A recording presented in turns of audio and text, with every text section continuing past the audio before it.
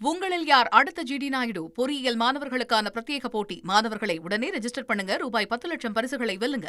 சென்னை அடுத்த செம்பரம்பாக்கத்தில் உள்ள டாஸ்மாக் குடவுனில் மதுவிலக்கு மற்றும் ஆயத்தீர்வைத்துறை அமைச்சர் விக்னேஷ் திடீர் ஆய்வு மேற்கொண்டார். திருவள்ளூர், சென்னை மற்றும் காஞ்சிபுரம் மாவட்டங்களுக்கான மதுபானங்கள் அனுப்பப்படக்கூடிய இந்த குடவுனில் மதுபான இருப்புகள் மற்றும் சரக்குகளை கையாளும் நடைமுறைகள் குறித்து அமைச்சர் ஆய்வு செய்தார். அப்பொழுது மதுபான பெட்டிகளை இறக்குவதற்காக ஒரு பெட்டிக்கு 5 ரூபாய் வசூலிக்கப்படுவதாக ஊழியர் ஒருவர் தெரிவித்தார்.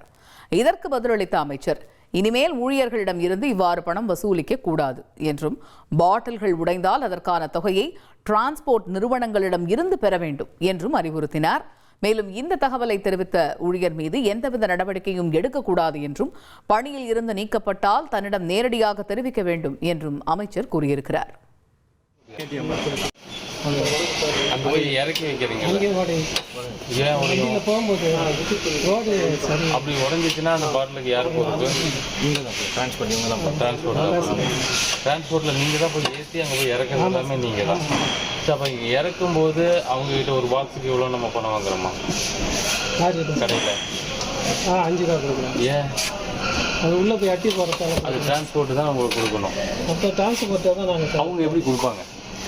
டிரான்ஸ்போர்ட் நாங்கள் வாங்கிக்கணும் சார். டிரான்ஸ்போர்ட்டில் வாங்கிக்கலாம். ஏன் கடைக்காரங்கிட்ட வாங்குறீங்க? அது முன்னே பிடிச்சி வாங்கிட்டு இருக்காங்க. ஏன் முன்னே இருந்து கொடுத்தாங்க? அதுதான் தெரியல சார். முன்னே இருந்து எதுக்காக கொடுத்தாங்க? அது உள்ளே போய் அட்டி போடுறதுக்காக காசு கொடுக்குறாங்க. ஆனால் அதுக்கும் சேர்த்து டிரான்ஸ்போர்ட் சங்கர் வாங்க சார்.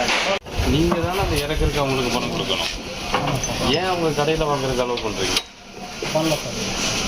ஏன் பண்ண நீங்கள் தான் கேட்டேன். நீங்கள் தான் பண்ண மாட்டேன். ஏன்னா பண்ண நீங்கள் ஒரு காரணம் இருக்கும்ல. ஒருவேளை அந்த பணம் நீங்கள் எடுத்துக்கிட்டீங்களா? இல்லை சார். இல்லை ஒருவேளை இங்கேருந்து டெண்டரில் உங்களுக்கு பணம் கொடுக்காம விட்டுட்டாங்களா? இல்லை, அது எப்பவுமே டீ ஆசன்றது கொடுப்பாங்க சார். டீ சாப்பிட்றதுக்கு ஒரு பாக்ஸுக்கு 5 ரூபாயா? 5 ரூபான்றதுல இப்போ கம்மியாக அந்த ஒரு பாக்ஸ் 5 ரூபா தானே? ஒரு இடத்துல வாங்க, ஒரு இடத்துல கொடுக்க மாட்டாங்க. எப்பல் தூக்கி தருவாங்க சார். எட்டுக்குமே நீங்கள் பண்ணுறீங்கன்னா அப்போ நீங்கள் எவ்வளோ பெரிய டெண்டர் எடுத்துருக்கீங்க, உங்களுக்கு கீழே எவ்வளோ பேர் வேலை செஞ்சுட்ருப்பாங்க, அவங்களுக்கு நீங்கள் தானே சம்பளம் கொடுக்கணும். சரி, அவங்க கடையில் வாங்கிக்கிறாங்க, அவங்களுக்கு கொடுக்க போகிற பணம் அவங்களுக்கு கொடுக்கறதுக்கான ஒரு பணம் இருக்குல்ல உங்கள்கிட்ட. சம்பளம் அவங்களும் கொடுக்குறோம் சார். பாக்ஸ் இருக்கிறதுக்கு ஏன் இப்போ அவங்க அங்கே வாங்குறாங்க? இப்போ கொடுக்கல சார். இப்போ அவ்வளோ சீக்கிரம் கொடுக்கல சார். அவங்ககிட்ட வாங்கக்கூடாது. அவங்க பாவம் எல்லாரும் உங்களை போட்டு டார்ச்சர் பண்ணுறாங்க. நீங்களும் போய் நீங்களும் பணம்னு கேட்டிங்கன்னா அவங்க எங்கே போவாங்க?